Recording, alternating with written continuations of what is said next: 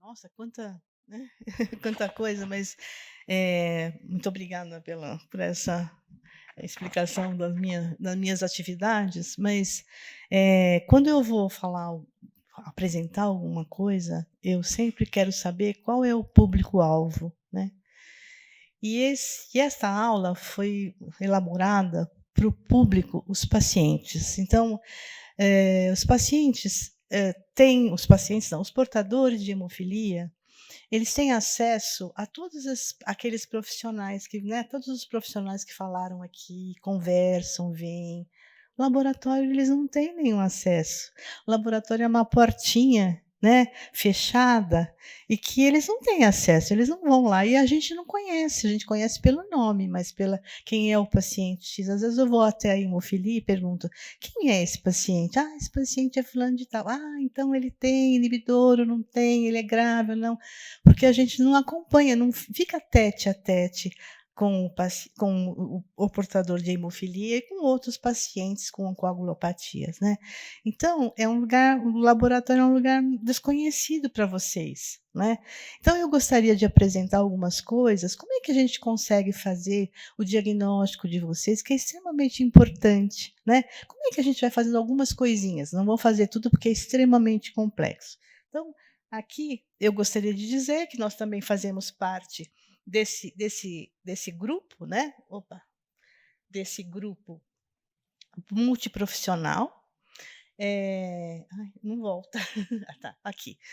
E que o laboratório não é um laboratório simples, por exemplo, vocês poderiam fazer um exame num outro laboratório, sei lá, do INSS, que não está ligado a um centro de hematologia, de hemofilia, porque ele é um laboratório mais complexo, ele precisa utilizar metodologias mais selecionadas, mais complexas, e tem que ter uma qualidade, uma acuracidade muito grande para chegar ao diagnóstico mais próximo à realidade, né. E o laboratório depende muito, lógico, de outros profissionais, mas depende muito da enfermagem e do hematologista, porque os testes laboratoriais de hemostasia são muito dependentes da fase pré-analítica. O que é isso? Como colhe, que agulha você usou para fazer a coleta do seu sangue, quanto tempo demorou, se põe garrote, se não põe garrote, tudo isso tem um impacto muito grande no resultado do seu exame. Então eu preciso estar em constante conversa com o pessoal da enfermagem e em constante conversa com o hematologista. "Olha, esse paciente parece que vai estar desenvolvendo inibidor. Ah, esse paciente, o diagnóstico desse paciente não está correlacionando muito bem a clínica dele, nós vamos precisar repetir", e isso é muito importante. Então, o laboratório de hemostasia ligado ao serviço de hematologia, especificamente de hemofilia, tem que ser muito especializado, tá? Não é qualquer laboratório que pode isso. Por isso que a gente precisa fazer capacitações sempre, né? Sempre nos outros laboratórios, para que as coisas saiam de acordo com o resultado certo, com a clínica, o diagnóstico correto do paciente. Então, aqui eu gostaria de mostrar que a gente começa pelo diagnóstico. Então, é preciso de um laboratório especializado para saber se o paciente tem hemofilia A, se o paciente tem uma hemofilia B, se o paciente tem uma deficiência de um outro fator de coagulação. E a gente começa com os testes de triagem. Vocês já ouviram falar de um teste chamado tempo de tromboplastina parcial ativado. É ele que vai nos direcionar, basicamente, se for hemofilia A ou B, se o paciente tem alguma alteração, né. Então a gente começa com isso. Ele deu prolongado, ok. Eu vou começar a fazer determinações dos fatores que estão envolvidos nesse teste, que esse teste tem sensibilidade. Então eu vou começar a fazer testes, de determinação a partir de alguma coisa conhecida. Então eu tenho lá um plasma, né, o que eu centrifugo essa amostra, eu tenho um plasma conhecido, e vou fazer várias diluições desses plasmas, e eu vou começar a ver, faço uma curva referência. A partir dessa curva referência, que tem que ser muito bem feita, eu vou saber se o meu paciente tem, se esse indivíduo tem uma hemofilia A ou se ele tem uma hemofilia B, e eu vou fazendo de acordo com os reagentes seletivos para hemofilia A e seletivos para hemofilia B. Aí eu vou fazendo meu paciente, vejo meu paciente e vejo lá que tipo de hemofilia ele tem. Se é A, se é B, se falta o fator 8 ou se falta o fator 9, se é deficiente nesses fatores. Isso é importante porque agora eu vou começar a classificar vocês em relação a diferenças, a classificação de grave, moderado ou leve. Então, se ele tiver menos que 1%, ele é grave. Se ele tiver entre 1 e 5%, ele é moderado. Ou se ele é leve, se ele tiver de 6 a 40%. E isso é extremamente importante. Vejam só, olha a diferença de 0,9, que é menor que 1%, e de 1%. Olha a pequeníssima diferença, mas que o laboratório tem que ter esse tipo de sensibilidade e tem que ter acuracidade para definir quem é um grave de um moderado, né? Então, é extremamente complexo, extremamente importante. E para isso, esse laboratório tem que ter controles internos de qualidade e, principalmente, controles externos, para ser comparado com outros laboratórios, para saber se a gente está fazendo, tem precisão e exatidão nos nossos resultados. E a partir daí o paciente está com o diagnóstico. Vai ser repetido em algumas situações, mas geralmente já se faz o diagnóstico desse paciente. Muito bem. O laboratório também tem uma participação muito importante na vigilância de desenvolvimento de inibidor, porque todo o tempo ele está sendo monitorado, sendo vigiado com relação ao desenvolvimento de inibidor, principalmente hemofílico A e grave, né? Que o desenvolvimento é mais frequente. Então, a gente vai começar a quantificar esse inibidor no diagnóstico, começa para ver se ele está negativo, evidentemente, geralmente sim, a cada 5 a 10 exposições, depois passa para a 50ª exposição e vai fazendo sequencialmente essa quantificação de inibidor, né? E aí a cada 3 meses. Então, às vezes, o paciente fala: meu Deus, de novo esse laboratório vai fazer de novo o meu inibidor? Sim, vai fazer de novo, porque é necessário a gente vigiar o desenvolvimento de inibidor, porque o tratamento talvez seja diferente, talvez não, será diferente de um indivíduo que não desenvolveu o inibidor. Então, é necessário, e é o laboratório que fornece esses títulos. E assim por diante, 12 meses, enfim, toda essa cinética, essa vigilância em relação a desenvolvimento de inibidor, seja ele na hemofilia A ou seja na hemofilia B. E aí, o que é importante?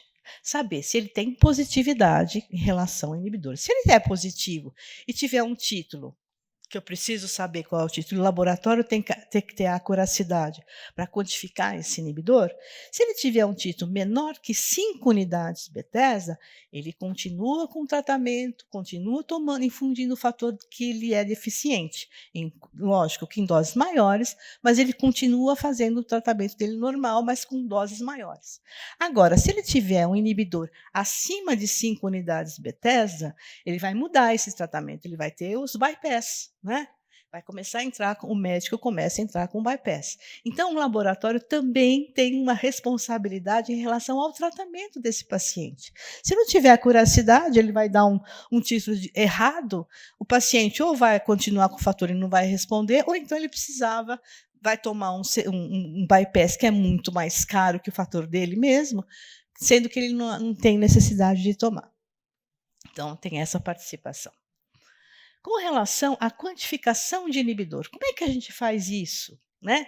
A gente vai fazer isso em relação. Antigamente, se fazia a quantificação de inibidor, o hematologista pedia para que o paciente fizesse um washout, ou seja, um vale, sem tomar fator durante 72 horas. Hoje em dia, não. As coisas modificaram nos laboratórios. Né? Hoje em dia, se faz um tratamento da amostra, se o paciente tomou o fator ontem, hoje ele pode fazer uma quantificação mediante a esse tratamento do plasma. Ok, bacana. Uma coisa interessante também, se ele tem inibidor, ele desenvolveu o inibidor e ele vai fazer o tratamento de imunotolerância para erradicar esse inibidor, Nós também, do laboratório, temos uma participação muito importante. Por quê? Nós vamos direcionar para o hematologista quanto ele tem de inibidor, quanto foi o decaimento dele, desse inibidor, no tratamento da imunotolerância. Então, ele vai começar aqui, que eu coloquei um mapazinho. Ele começou com 5 unidades, com 50 unidades de Bethesda por quilo, ele teve lá um pico máximo, e o indivíduo vai continuar fazendo o tratamento de imunotolerância. E se esse paciente, se esse indivíduo tiver uma queda de inibidor de 20%, durante uns 6 meses de tratamento, é bom sinal. E ele continua com o mesmo tratamento. Então, o laboratório vai mostrar para o hematologista que está tratando desse paciente que esse tratamento de imunotolerância está sendo efetivo. E até ele terminar de fazer todo o tratamento. E com isso ele continua com essa mesma dose.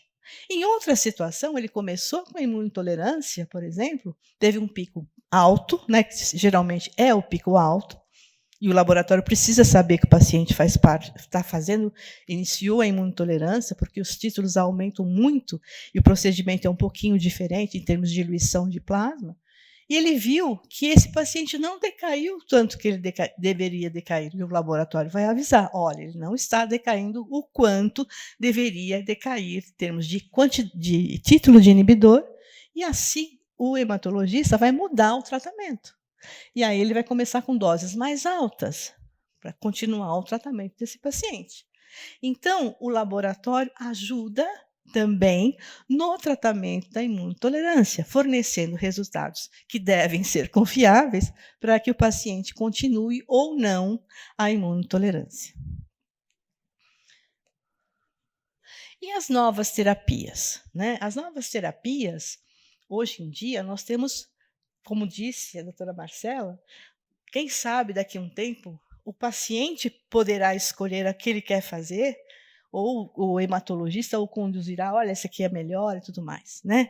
Mas hoje em dia nós temos acesso, quer dizer, foram desenvolvidos diferentes tratamentos, mas o laboratório também precisa saber que tratamento esse paciente vai fazer daqui a um tempo. Hoje, no caso dos anticorpos bioespecíficos, que é o emicizumab, o laboratório precisa saber, porque ele vai mudar a conduta, vai mudar a metodologia de quantificação de inibidor. Não é a mesma que ele faz com um paciente portador de hemofilia A, que tem inibidor e vai quantificar. Eu tenho que usar uma outra metodologia. O mesmo acontece com o fator de longa vida, bem a vida estendida na circulação, no caso de, por exemplo, esses conjugados com PEG, outros tipos de fator com vida mais estendida, eu também não posso usar qualquer tipo de reagente, eu tenho que usar um reagente especial, né? Por isso que o laboratório de hemostasia é mais complexo, não é qualquer laboratório que vai ver isso, né? Qualquer outro laboratório de análises clínicas. Então, eu preciso mudar o meu reagente. E aí, nesse caso, o laboratório precisa ser comunicado, senão ele vai dar um resultado completamente diferente. Veja nesse caso do anticorpo biespecífico, que é o emicizumab, que o paciente faz uso, né, como profilaxia, quando ele tem um inibidor, né? Então, hoje está aprovado, quem tem inibidor pode usar emicizumab, se deu certo na imunotolerância, e agora, recentemente, também foi aprovado, mas ainda não tem um protocolo, do paciente que tem inibidor usar emicizumab, mesmo não tendo efeito imunotolerância. Então, o que acontece? Eu coloquei um casinho aqui. Eu tenho um indivíduo que não tem coagulopatia. O que eu vou esperar de resultado de um paciente que faz uso de emicizumab, passa a fazer emicizumab? Então, eu tenho um indivíduo que não tem coagulopatia, um indivíduo que tem hemofilia grave, mas sem reposição de fator 8, e um paciente, um indivíduo que tem hemofilia grave, fazendo uso de emicizumab, que é aquele anticorpo biespecífico que abraça, né, aquele anticorpo que se liga tanto ao fator 9 ativado quanto ao fator 10, para que o fator 10 se ative. Então, vamos lá. Nessa via primeira, que é a fase de contato, tudo acontece igual. Eles têm lá os fatores, ok, está tudo certo. Mas esse indivíduo que tem não tem coagulopatia, o fator 8 vai lá, abraça o 10 e o 9 ativado, e aí tem lá a cascata da coagulação, né, ali laboratorialmente, e a gente vê que o fator 10 foi ativado e tem formação de fibrina normal. E, portanto, o TTPA, o teste que me mostra se esses fatores estão ok, está normal. Esse segundo indivíduo tem uma hemofilia grave, não tem reposição de fator, tem a fase de contato ok, só que ele não tem o fator 8, né? Então, esse fator 8 aqui está ausente, porque ele não fez reposição. Então, o que acontece? Eu tenho uma menor ativação do fator 10 por essa via, e eu tenho pequena formação de fibrina, e com isso eu tenho um TTPA anormal, prolongado. Agora, esse indivíduo que usa emicizumab tem uma hemofilia grave, o que acontece? A fase de contato está ok, ele não tem fator 8. Ok, ele não tem, mas ele tem emicizumab. Emicizumab faz a ponte, e aí eu vou ativar o fator 10 normalmente, como seria o indivíduo normal, e vou lá ter uma rede de fibrina normal e, portanto, um TTPA normal, um exame normal. E isso é muito importante que vocês, pacientes, se vocês portadores de hemofilia saibam, se forem usar no caso, que eu vou ter um exame normal, tanto de TTPA, que é um teste de triagem, quanto uma determinação de fator 8 por método coagulométrico. Portanto, eu sei que isso funciona. Eu não deixei de ser hemofílico.